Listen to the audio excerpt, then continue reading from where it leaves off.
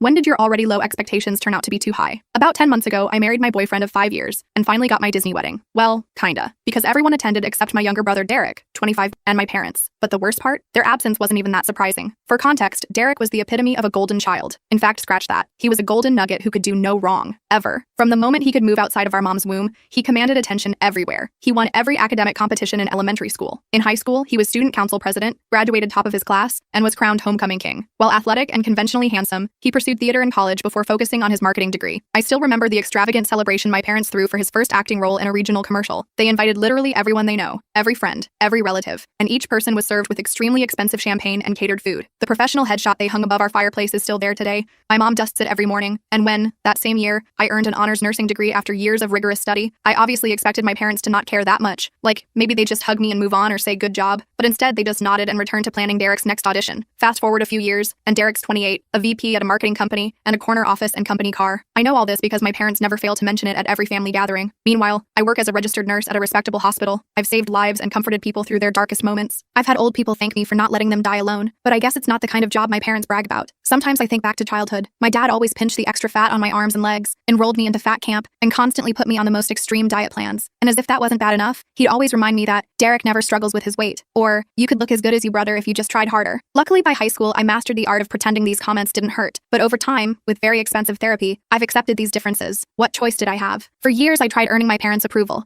taking classes they suggested, joining clubs they picked, even briefly attempting theater, a failure Derek never lets me forget. But nothing was ever enough. By my late 20s, I stopped trying to impress them. I focused on building my own life, advancing in my career on my own terms, forming relationships with people who valued me for who I am. Honestly, things got better after that. Knowing my parents were obsessed with appearances, I kept interactions with them superficial to avoid conflict. They didn't seem to notice my emotional distance since they had Derek to fawn over, or if they did, they didn't care. It was around this time that I met my husband at a hospital fundraiser through a mutual friend, and unlike my family, he actually saw me. He loved my sarcastic humor, my compassion for my patients, and yes, even my body type. He was one of the first people in my life who never suggested I change or compare me to anyone else. He made me feel worthy of love, and after 5 years together, he organized the perfect proposal, a quiet night at home with takeout and our favorite show playing in the background. It was perfect, intimate, and completely true to who we are as a couple. Naturally, I told my parents about my engagement last year. Their reaction should have been my first clue. There was no congratulations, just silence. Then my mom asked if I was really sure about rushing into things and suggested I might want to tone up before the wedding. My dad barely said anything at all, just muttered something about the expense of weddings before changing the subject to Derek's recent vacation to Greece. During our engagement party,